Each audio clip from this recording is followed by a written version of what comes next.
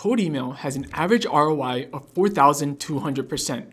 That's $42 back for every $1 you spend, if you know exactly what you're doing. The truth is, most reps are burning opportunities every day. Their emails never get opened, get deleted without a second thought, or worse, get marked as spam. Hey, it's Kevin from P.O.P.C.O.R.N, and in the last 3 years, I've sent over 2 million code emails, generating more than 93,000 meetings for clients, which translates to a 4.6% booking rate at massive scale. I've tested, tracked, and refined my strategies until I can predict what works and what dies in the inbox. So in this video, I'm giving you 19 proven code email tips that you can steal today to grab attention, get replies, and turn prospects into revenue. We'll cover the best tools, ready-to-use templates, and the newest methods that actually drive results. Let's dive in.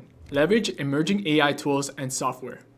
5 years ago, when inbox filters were a lot less strict, you could get away with using private SMTP servers like MailChimp or Constant Contact. But times have changed. Nowadays, the top code email teams are using platforms built specifically for outreach, like Instantly AI and SmartLead AI.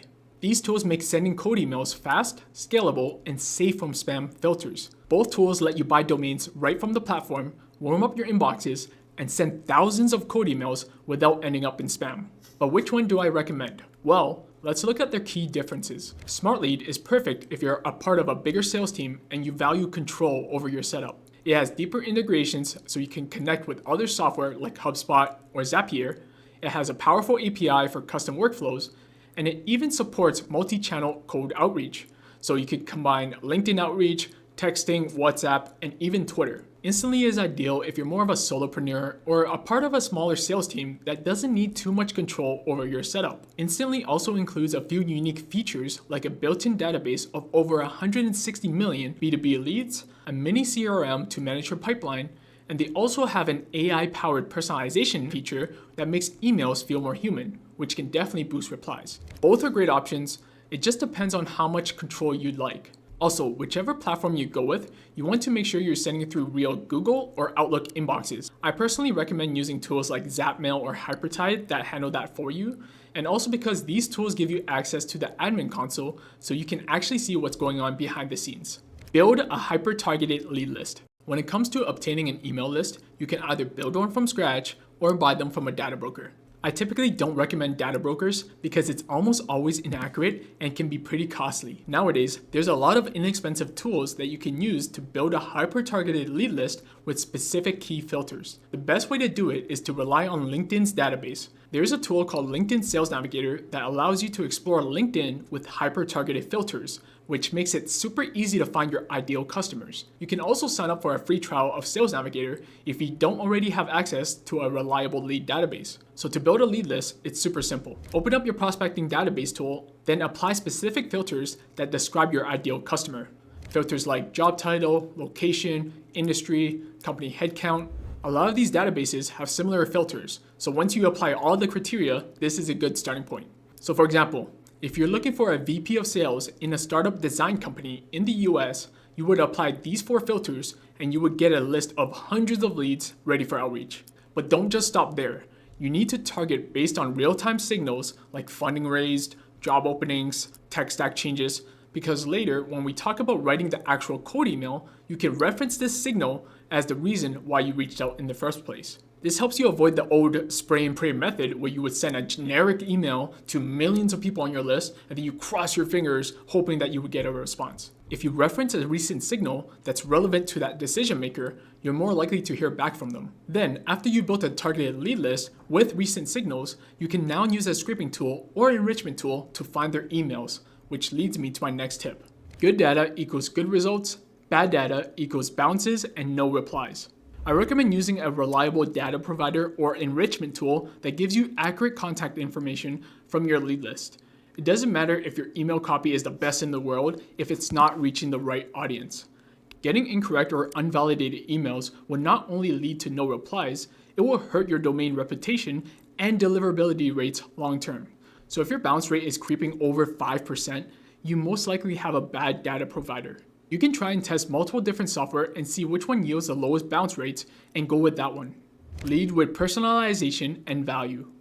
Stop pitch slapping your prospects about your product or service. They don't know you or trust you yet. They only care about themselves. So the first email should feel personable to the prospect and not like every generic sales email they get. Like, hey, I just saw your profile on LinkedIn, or hey, are you looking for new clients? Then, when you've shown that you actually did your homework, give value, insights, new ideas, relevant stats. But we'll talk more about how to structure your cold emails later. Don't add, subtract. After you write your first draft, make a copy of it and delete every sentence that's unnecessary. It's okay if you didn't provide 100% of context or introduce yourself or your product or company. The goal here is to leave some details out on purpose to get them curious enough to respond, not to over-explain everything in one email. Make your copy below a 6th grade reading level. This is a tip I got from Alex Hormozi in his $100 million Leads book, where he took his emails and rewrote them below a 3rd grade reading level. He got 50% more leads to respond. The average reading level in the US is about a 7th or 8th grader, so making it easy to read and understand will increase the likelihood of your leads to respond. I like to use the Hemingway app because it shows me what parts of my copy needs to be adjusted to fit the reading level that I'm trying to achieve. Optimize preview text.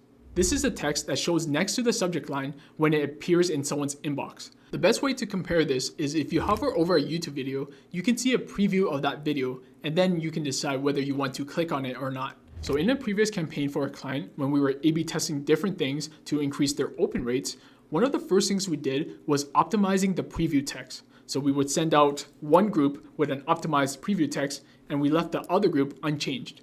And we saw a 32% increase in open rates in the group that has the optimized preview text. So think about your subject line as the hook that grabs their attention, and your preview text is like the first sentence that gets them curious to start that conversation. So don't waste time saying things like, I hope this email finds you well, or anything that's irrelevant. I find that keeping your preview text under 90 characters is the perfect sweet spot. Recycle the same TAM list every quarter. When you first start sending cold emails, you're going to notice that you're not going to get a lot of responses, and that's okay, because every single quarter, something is going to change in their business. Whether it's going to be they're hiring new sales reps and now they need your onboarding software now than ever. Maybe they recently changed tech stacks and now it can actually integrate with your software. Whatever the case may be, maybe it wasn't relevant for them back then, but now it is. So I recommend saving this list somewhere in your CRM or prospecting tool of leads that you've already emailed in the past, and set a follow-up reminder every 3 months to reignite that same conversation. Don't stop at just one email. Most sales don't just happen after the first email. It can take 3 to 5 follow-ups to get a conversion depending on the industry you're in, sometimes even more. But the shocking fact is 75% of sales reps never follow up after the first email. So if you know that your chances of getting a sale after just sending one email is so astronomically low, and if you don't follow up, you might as well not send that initial email. You're leaving a lot of money on the table, so make sure you do your follow-ups. Use the P.O.P.C.O.R.N framework to write cold emails. If you don't know how to write a cold email that actually gets replies, follow this simple 7-step framework, starting with the pattern interrupt. This is your subject line. It's going to immediately grab their attention because while they're scrolling on their phone, checking their emails, if you have something that's hyper personalized and relevant to them, they're going to stop. They're going to be curious enough. So for example, 12 new reps, your churn, Q3 missed quota, something that relates directly to them. Next is observation. Start your email by referencing something specific you noticed about them during your research.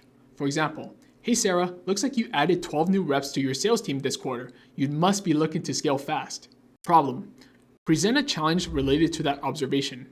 For example, most teams we speak to at this stage say it's tough to figure out which reps are ramping fast and who's falling behind. Common struggle. Now normalize the pain point by showing this is something that you see often. For instance, you're not alone. Almost every GTM leader I talk to feels like their CRM gives them more noise than insight. Opportunity. Show what your clients or similar companies are doing differently. For instance, companies like Stripe and Gusto are using AI to spot red flags early to coach reps proactively. Results. Now back up those statements with social proof like case studies, testimonials, or demo videos. Something like, they cut ramp time by 22% in the first 90 days. Here's a quick 2-minute demo we put together. Then finally, next steps. Use a soft call to action to gauge their interest. Something like, would you be interested in learning more? And that's it. That's the P.O.P.C.O.R.N framework you can use to draft your first cold email. Always give new context during follow-ups. Typically, I like to wait 3 to 5 days before I send that second email. So any new insights, new case studies, relevant industry news, you can put that here in this email. Something like, hey Sarah, thought this short case study might be relevant. Shows how Stripe boosted their reply rate by 28% after tweaking their outbound sequence. Think this could be helpful for your team this quarter? Hey, by the way, if you're getting value so far, hit the like button and subscribe. I drop weekly videos breaking down real strategies to drive more pipeline. All right, let's get back to it. Lower resistance in email 3. If you haven't sent a lead magnet yet, this is a great chance to lower the resistance and build trust by giving something high value for free. This could be a free Loom audit, a free trial to your program or service, or even a playbook that your team uses internally. So you can send something like this. Thought you might find this helpful. Here's a quick checklist we made for sales leaders to help identify gaps in their pipeline earlier. Feel free to test it out and see if it helps your team hit your Q3 goals. Let me know how it performs for you. So here you've already earned a little bit of trust. Now you're reinforcing value without asking for anything. So if they're interested, they'll come to you. Speed equals conversions. When a lead replies, don't just wait to get back to them. Try to respond immediately. If you can't get back to them right away, maybe it's time to hire a virtual assistant. Paying $1,000 to a virtual assistant that can get back to your lead that's worth over $10,000 is a no-brainer. If you don't want to hire a virtual assistant, you can set up automated replies in your workflows. But whatever you do, do not leave money on the table by responding too slow, because otherwise you can lose the deal. Send Google native links. If you're sending a free training, you can link them to a YouTube video. If it's a PDF, link them to a Google Docs. Any other free resource, link it to Google Drive. These are native Google links people recognize and trust, and they're less likely to get flagged or ignored. So don't just send any sketchy random links, because chances are your click-through rate isn't gonna be high at all. Use a multi-channel approach. If you got their LinkedIn profile or their phone number, don't just rely on cold email. You have to reach out on different channels. You could cold call, send them a text message, LinkedIn message. Some people just don't check their emails, let alone reply. But they'll reply on LinkedIn or pick up a call or answer your text. Hitting multiple channels will increase your chances of getting a response. Timing matters. And I'm specifically talking about when you actually send your cold emails. And we found that in the B2B space, when you're targeting higher level executives, they're more active or more likely to respond on Wednesdays after lunch around 1 to 2 p.m. or Thursday mornings around 10 a.m. to 12 p.m. We don't know why exactly, but our guess is that on Mondays and Tuesdays, that's usually when they have their meetings and they're trying to put out fires. There's a lot of chaos.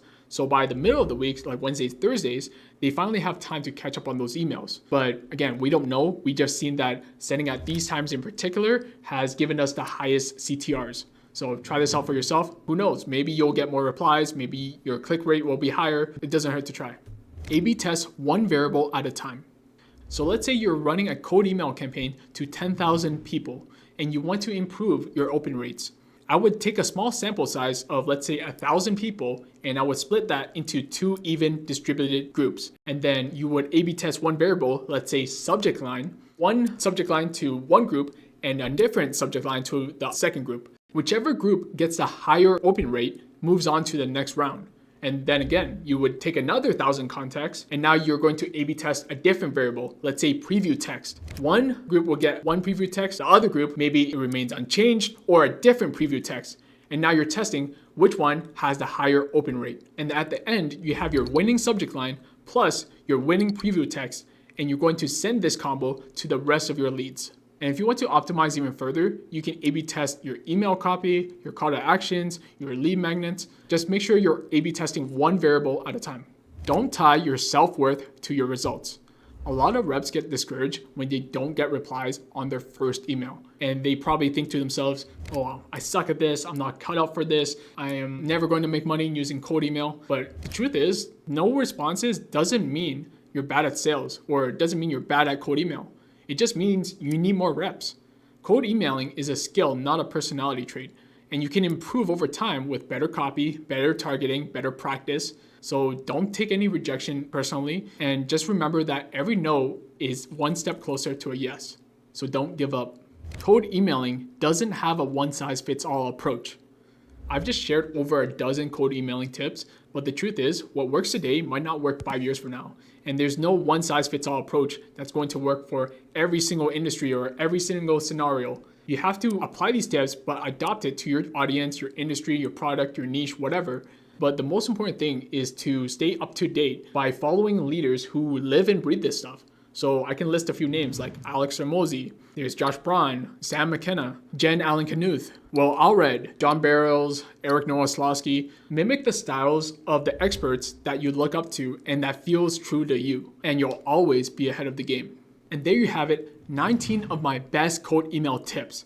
Drop a like if you got some value, and if you want more tactical outreach strategies like this one, make sure you subscribe, and I'll see you in the next one.